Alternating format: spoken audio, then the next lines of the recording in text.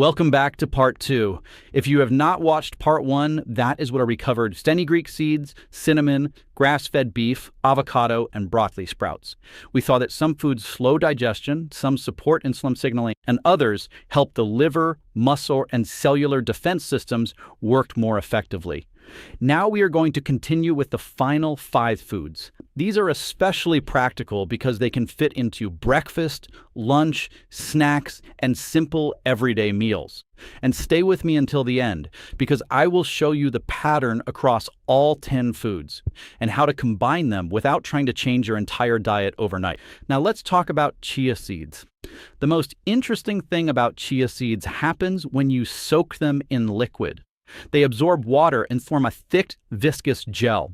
That gel can slow down the digestion and absorption of carbohydrates in the gut.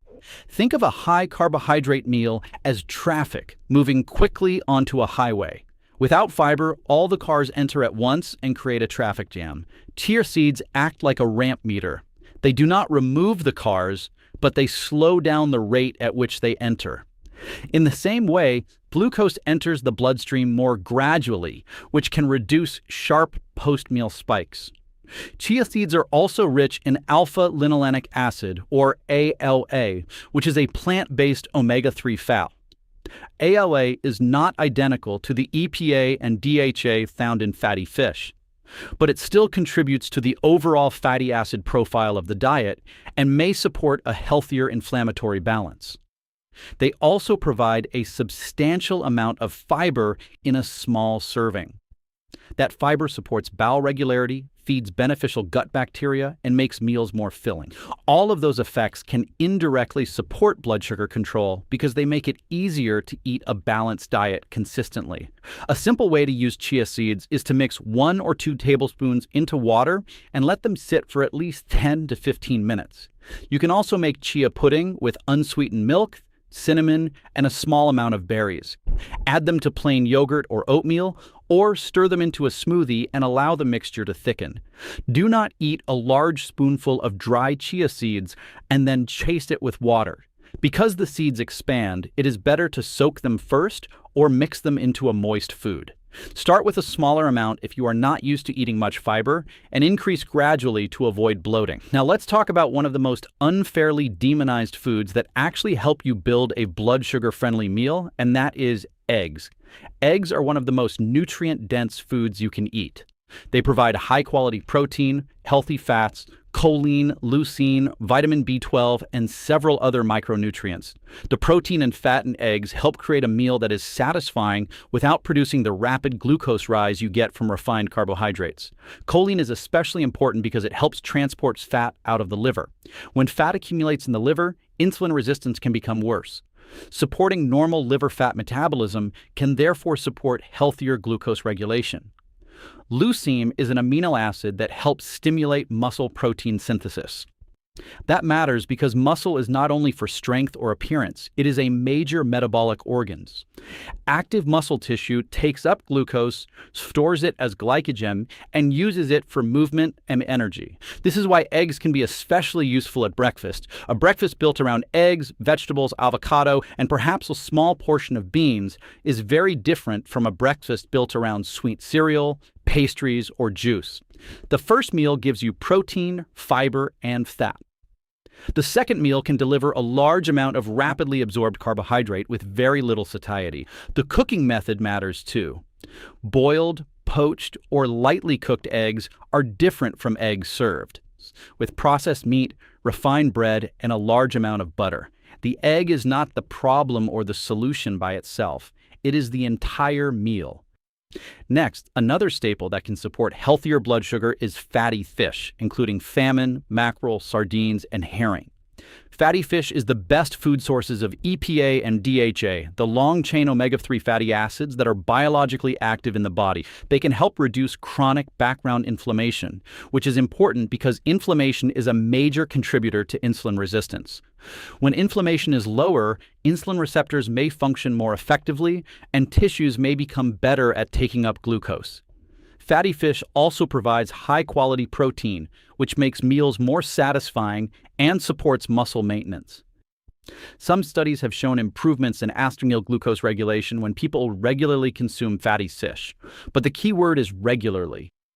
Eating salmon once every few months will not transform your metabolism.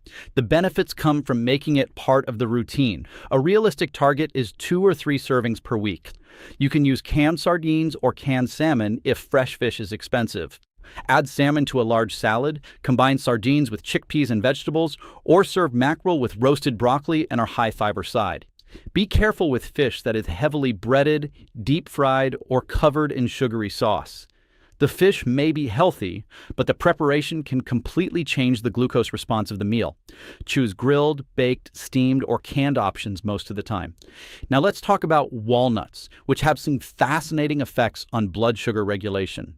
Walnuts provide healthy fats, fiber, magnesium, and alpha-linolenic acid. This combination makes them useful for both satiety and cellular function. Walnuts may help increase adiponectin, a hormone released by fat tissue that plays an important role in glucose and fat metabolism. Higher adiponectin activity is generally associated with better insulin sensitivity and more efficient use of fatty acids. They are also rich in magnesium. Magnesium is involved in hundreds of enzymatic reactions, including reactions that support insulin receptor activity and glucose transport. When magnesium intake is low, those systems may not work as efficiently. Walnuts also help stabilize the meal itself. If you eat a piece of fruit alone, it may be digested relatively quickly. If you combine that fruit with a small handful of walnuts, the fat, protein, and fiber slow the meal down and usually make it more satisfying. A practical serving is a small handful, around 28 grams. Add walnuts to plain yogurt, oatmeal, salads, or chia pudding. You can also use them as a snack, but portion them in advance because nuts are energy dense and it is easy to eat several servings without noticing. Choose plain or dry roasted walnuts instead of versions coated in sugar, honey, or sweet flavoring. Again, the goal is to use the food in a way that supports blood sugar, not to hide it inside a dessert. Finally, one of my favorite foods for improving the overall quality of a blood sugar-friendly diet is chickpeas. Chickpeas work through several different mechanisms, and that is what makes them so useful.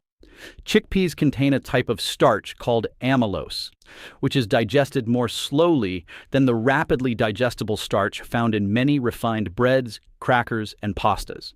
Because it breaks down more slowly, the glucose response is usually more gradual. They are also rich in soluble and fermentable fiber. Some of that fiber reaches the large intestine, where gut bacteria convert it into short-chain fatty acids, such as butyrate.